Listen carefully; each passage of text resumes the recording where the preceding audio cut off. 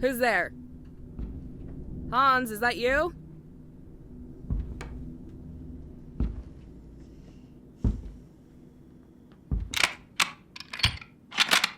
Smile for the camera.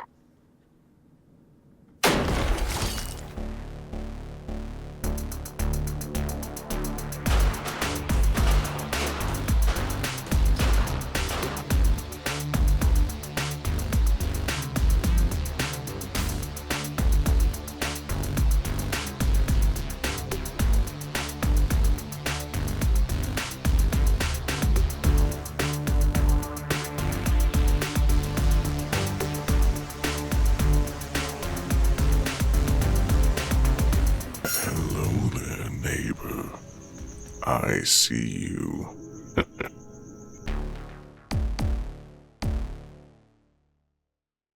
Thank you for your service.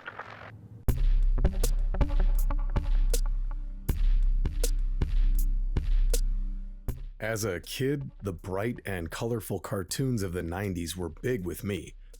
Rocko's Modern Life, Doug, The Simpsons, but then Courage the Cowardly Dog came around and it just clicked. I could never get enough of the quirky, surrealistic characters and themes. It resonated with my peculiar sensibilities. It made me feel naughty. It also led me to discovering filmmakers like Andrei Tarkovsky, David Lynch, David Cronenberg, and Terry Gilliam. Now, I like a Molson and a game of hockey like any old white boy, but something about weird shit speaks to me. And with the influx of off-the-wall indie horror games blossoming over the last 10 years, this is where I flock to when I need to scratch that itch anymore.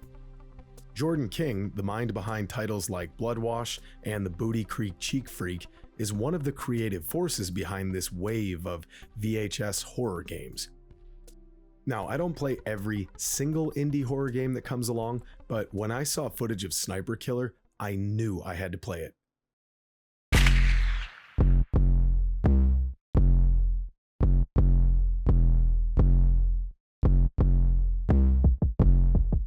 The story is told from three perspectives: the sniper, the victims, and Detective Comedy. Initially, you're controlling Pamela, a lady showing up to a creepy building for a photo shoot for a measly $40. Ah, guten Tag. We also get to meet Hans, and he sets the tone perfectly at the outset. The characters in Sniper Killer are fantastically bizarre.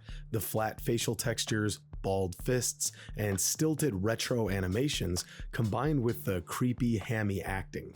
I hasten to use this phrase, but the characters and our interactions with them are very Lynchian.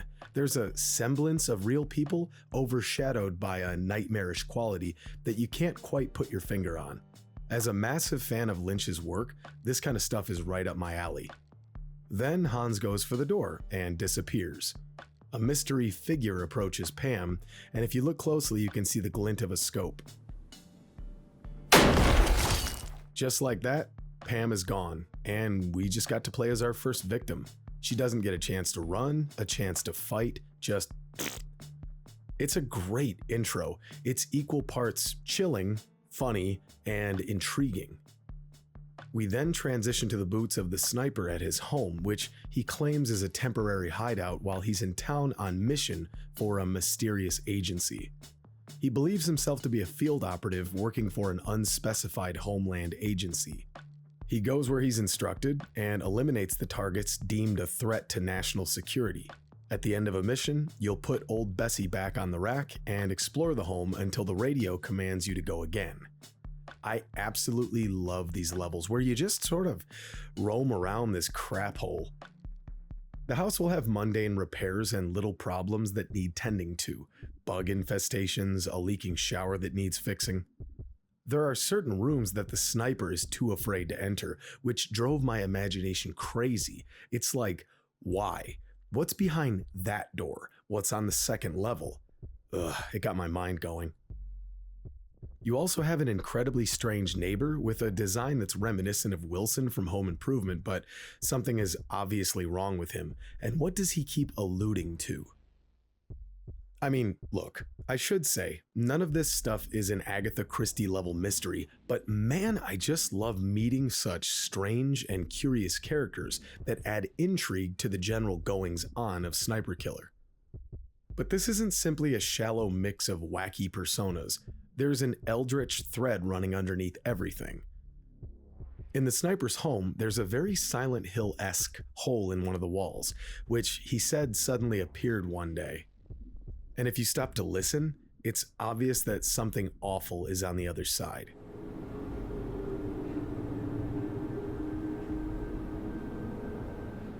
When you're back home, you can listen to your answering machine. You only have one caller, Jeff. The sniper says that he met Jeff at his factory job where he worked as a cover while in town for the agency. He has no idea how Jeff got his number, but we'll talk more about that in a few. In addition to playing as the sniper and his victims, you play as our protagonist, Detective Comedy, as he pursues the sniper. Comedy is the classic worn down, too old for this shit police officer trope, but I really like this character. We'll discuss it further in a bit, but some of the voiceover work in Sniper Killer is clearly not done by professional actors. Comedy, however, comes off as genuine. The writing and acting is good enough to keep me invested, and I really did want to see him solve the case. Ultimately, these games are intentionally designed to be campy 80s VHS horror schlock. It's all part of the charm. But I was sincerely into the story here. I woke up extra early over several days to play a little bit before going off to work. I wanted to keep turning the pages, so to speak, and I even cared about the minor characters like Pam and Gail. Gail swallows. So you do investigate crime scenes as Comedy. It's not complicated, he doesn't have detective vision or anything like that, but these segments did an excellent job of breaking up the action, and I never once felt the pace of the game begin to drag. Once Comedy is finished at a scene, you'll head back to the station to link the clues together.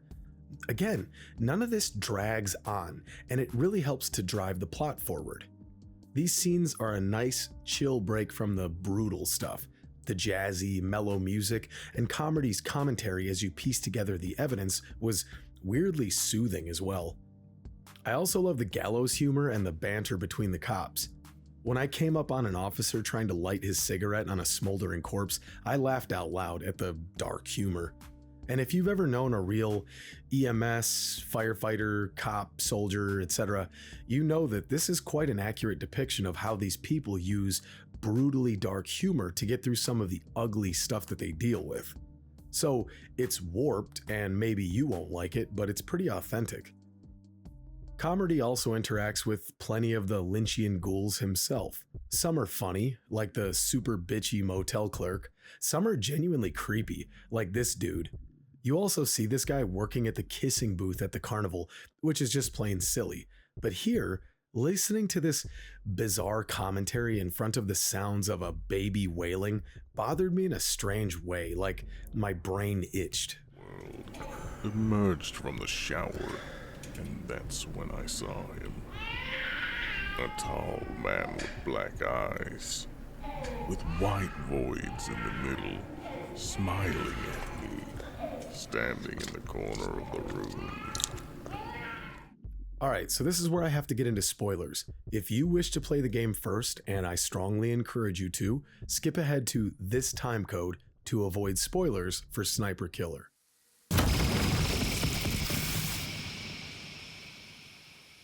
What the hell were you doing in there?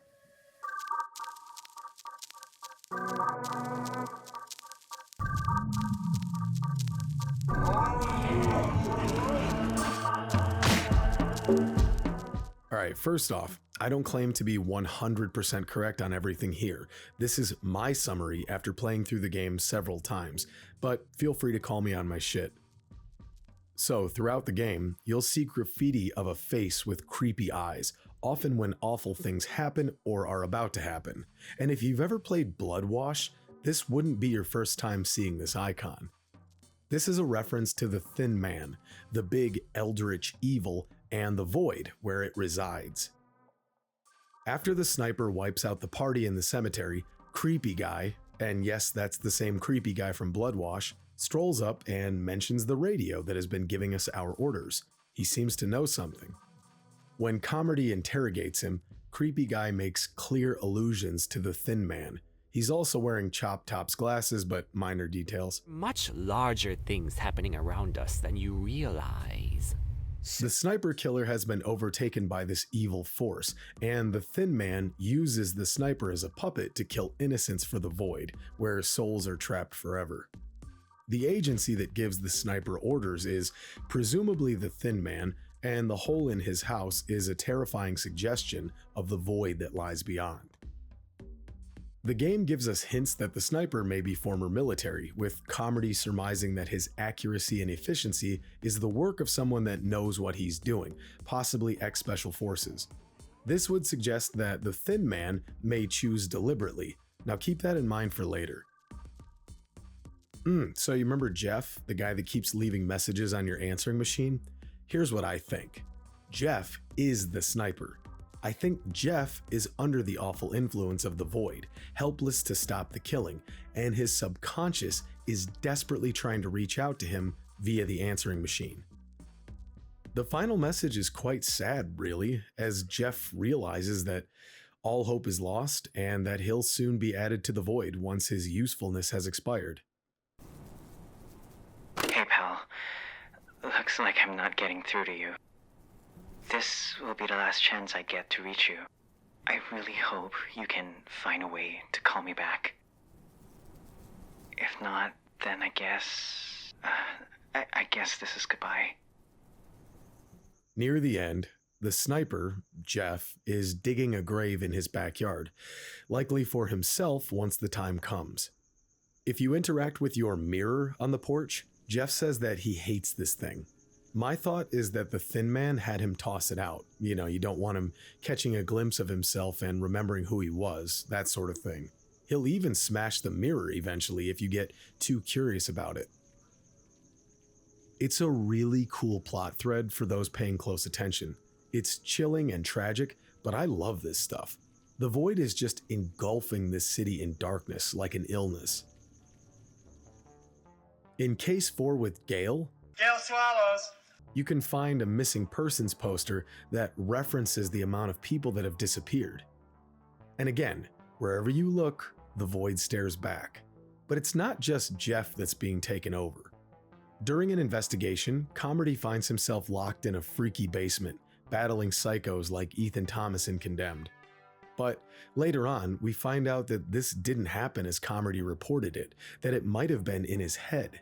Everyone chalks it up to stress and being overworked, but that's not the whole truth.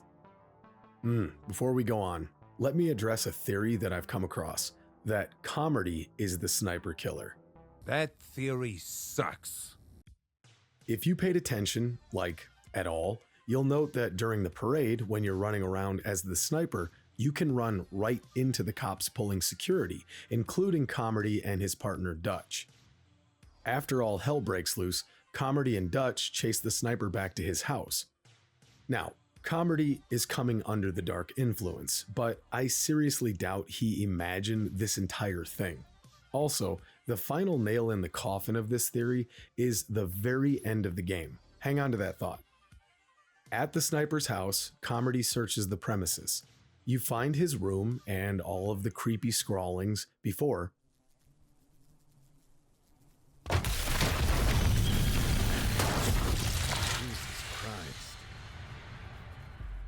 Comedy counters the sniper's ambush and puts him down. Time to head upstairs. Here we see the souls of people trapped in the Void. It's really trippy and very memorable, somewhere between a Doom wad and a green hell. Take your time and absorb it.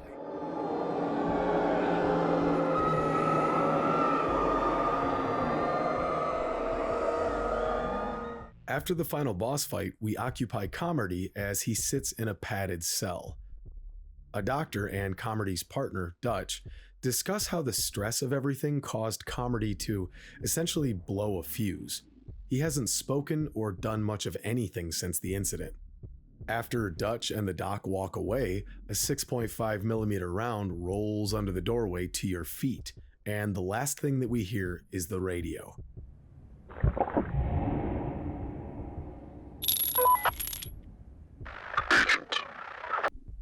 The void has now consumed Detective Comedy as it had Jeff before him. Likely impressed by the detective's capabilities during the pursuit of the sniper, the Thin Man has his new agent. So, no, despite sharing a love of the same brand of cigarettes, Comedy was not the sniper all along. But he is now.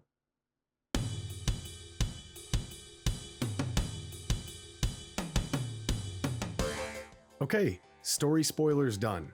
This plot isn't designed to knock your socks off or anything. It's a callback to campy VHS classics.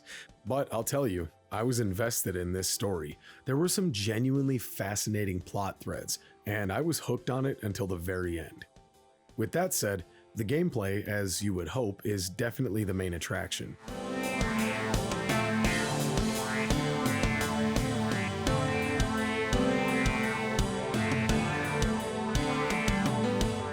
As you might have guessed, you do a bit of sniping in this game.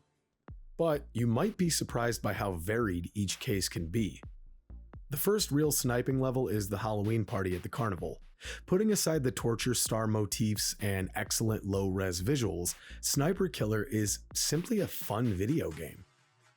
In the carnival, you're told to locate and terminate someone wearing a wolf costume, but first you need to find a vantage point.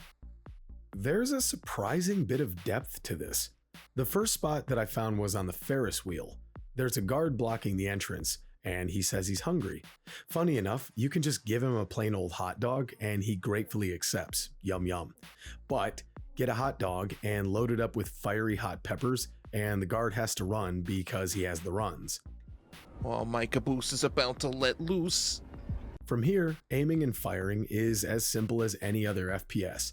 Shift to hold your breath and to slow time, right mouse to aim, so forth. When you take the shot, the camera follows your bullet, a la Sniper Elite, with the gruesome splat to boot. But there are other options as well. You can go to the lookout tower and time your shot with the ride. It's great. The idea that this dude is just holding a giant gun while bouncing up and down is hilarious. Or even better, head up to the roller coaster. Again, this dude holding a rifle while spinning around next to the other riders is absurd, but I'm pretty sure that was the point. Anyway, the game isn't all artsy flash, and the promise of you doing some dark shit is fulfilled. Finally, almost home. Can't wait to get off these filthy streets and into a nice hot shower. As mentioned earlier, the perspective moves around. I really love seeing both sides of these atrocities, like in the apartment. So, it's predictable what will happen with poor Tiffany here, but it's the build-up that makes this interesting to play. Will she be wasted on the grungy streets? In the lobby?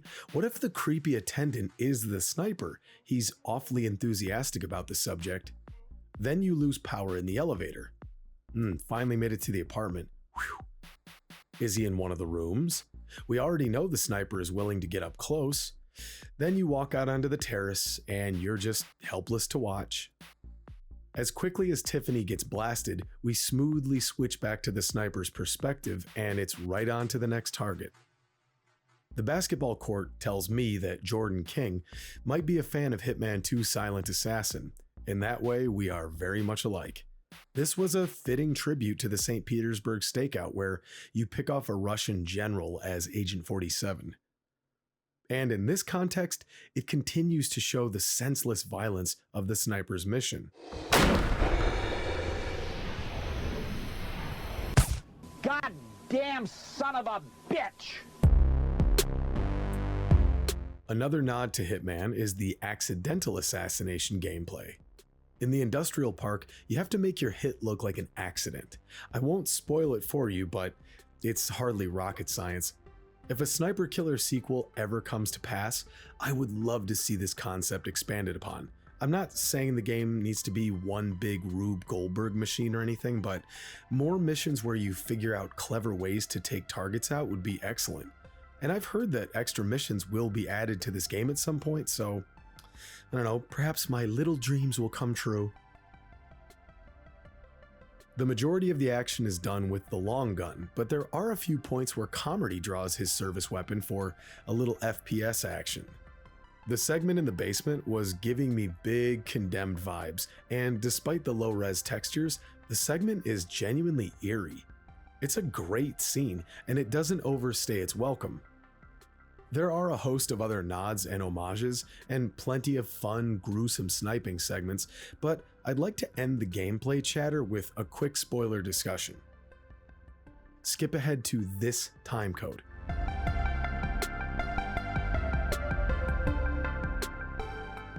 Otherwise, we're off to the cemetery.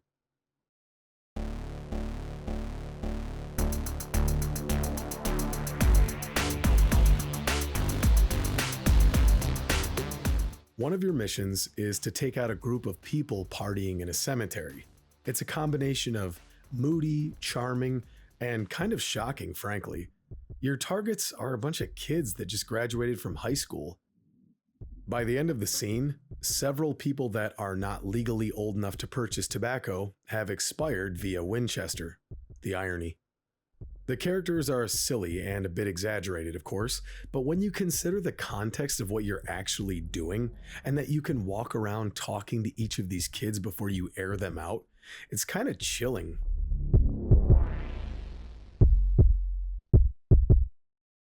You hear their concerns about their future now that high school is over. They express awkward teenage romantic interests, and there's even a kid trying to run a 100-meter dash to impress a girl. This was all very fascinating, but then you have to find a vantage point and do what you do best. I gotta say something that I thought of when I was writing this. I'm glad that the game didn't have you go to an actual high school for this mission. It may have pushed things too far into edgelord territory. Only Postal 1 was ever able to pull that off. Anyway, small thoughts. This is an excellent scenario with just a touch of shock, and oddly enough, it reminded me of wiping out your fellow Dark Brotherhood members in Oblivion, walking around, having a nice chat, and then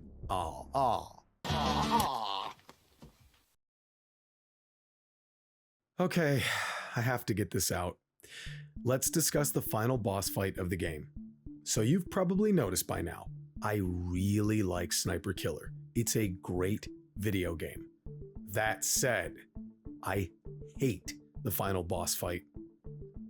Comedy is given the sniper, a portend of things to come, and battles the Thin Man in 3 waves. It looks epic.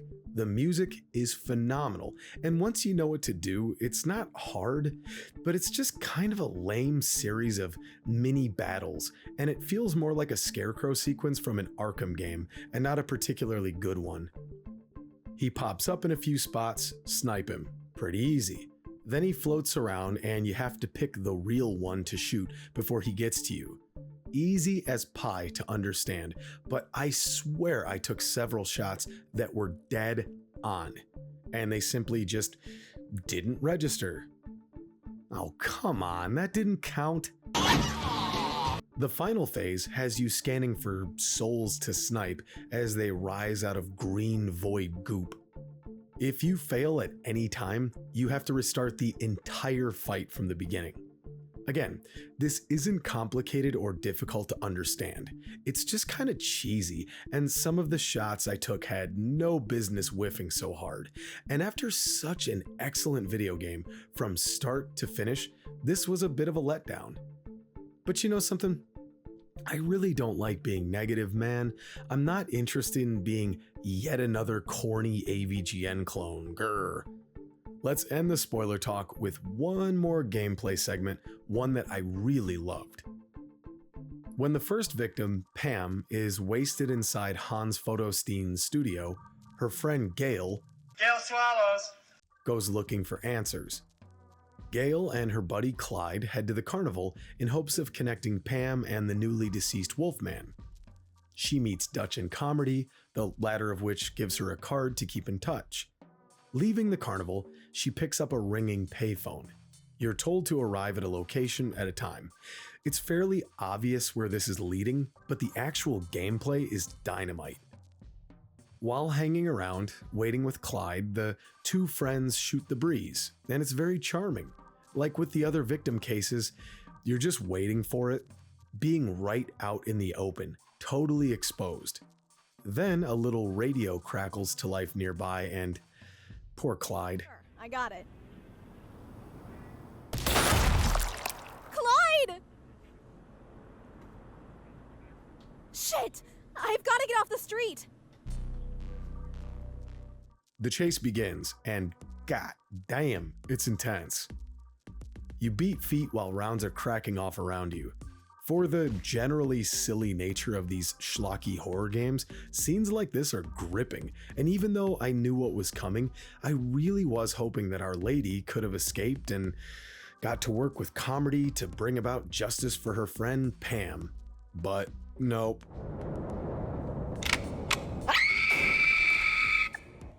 The sniper is brutal and operates with cold efficiency, and despite her best efforts, we lose dear sweet Gale. Gale swallows.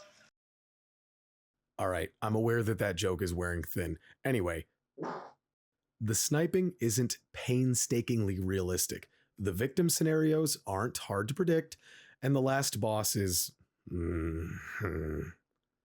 But good lord. I really love playing Sniper Killer, and I can't wait for the bonus missions to drop.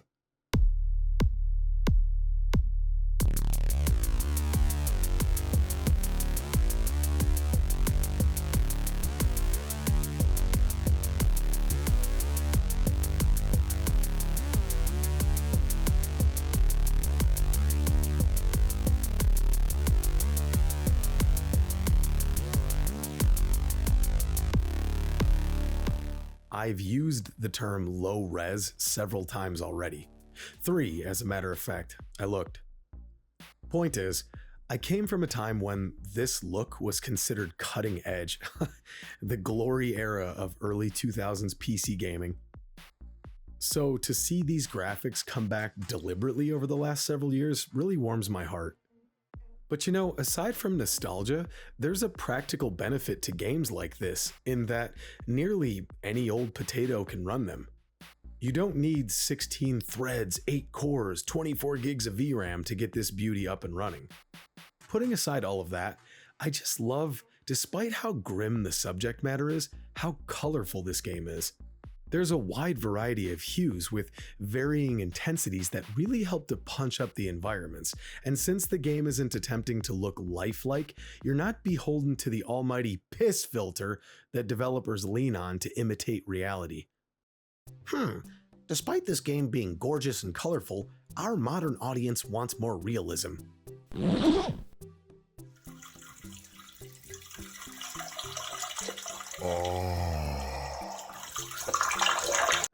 Perfect. I love how moody and dingy the streets are. They're like a mix of Blade Runner, Deus Ex, and Kingpin Life of Crime. All of the environments have their own special atmosphere. Some are hazy and super moody, like the campground or the cemetery. Others, like the trailer park, are bright and much more silly, kind of reminiscent of Paradise from Postal 2.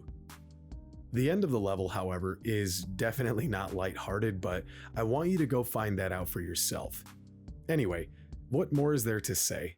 I love looking at this game. While my caboose is about to let loose.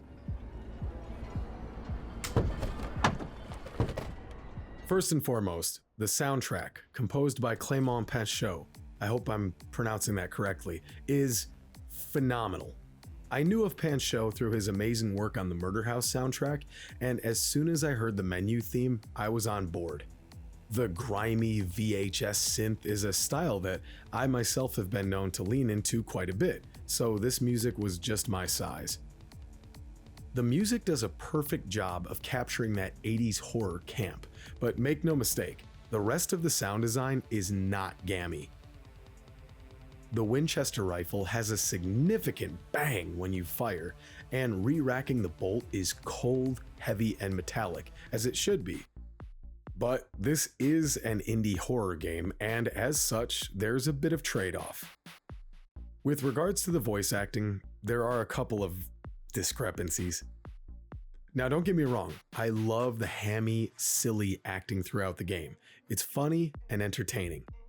But then the quality of the acting ranges from pretty good, like with comedy, to, well, not as good. But outside of the acting, one thing I noticed was the difference in recording quality. Some voiceovers sound professionally recorded and mastered, and some sound like they were recorded on a phone. Whoa, sorry kid. There's sort of a murder investigation going on right now. You'll have to wait until tomorrow to get on the rides. However, this is nowhere near as awful as something like Hunt Down the Freeman. I'm not trying to be rude, and if anything, it added to the campy tone of the game. It was just something I noticed.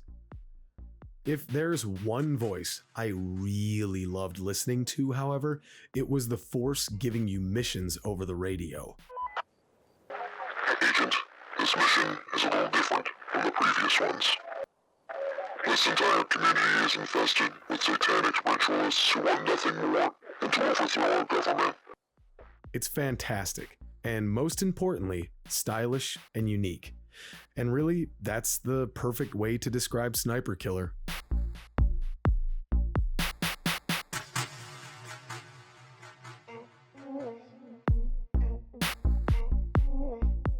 Look, did I need to write a review this long? No, I suppose I didn't. But when I experience something that leaves a special type of impression, I can't help it. Sniper Killer isn't super deep or elaborate, and it's not going to elicit an emotional response like the Bloody Baron from The Witcher 3, nor is it going to have you musing on socio-technical predictions decades later like Metal Gear Solid 2. But for the asking price, this is a damn good time. Anyone familiar with this channel knows that I'm a massive sucker for horror games and low-res textures. When the two are put together, I cannot help but answer the siren call. Some of them turn out to be much more flash than substance, but with Sniper Killer, you won't have that problem. Play it.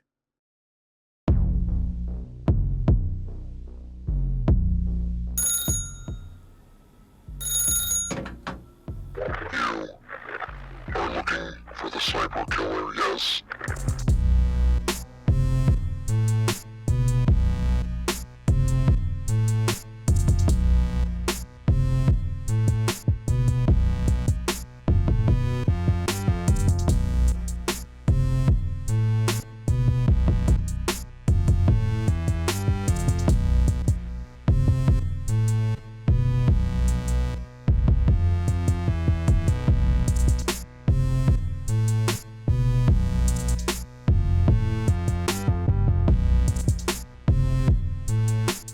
That's gonna kill me. That's real. That lives with us on Earth.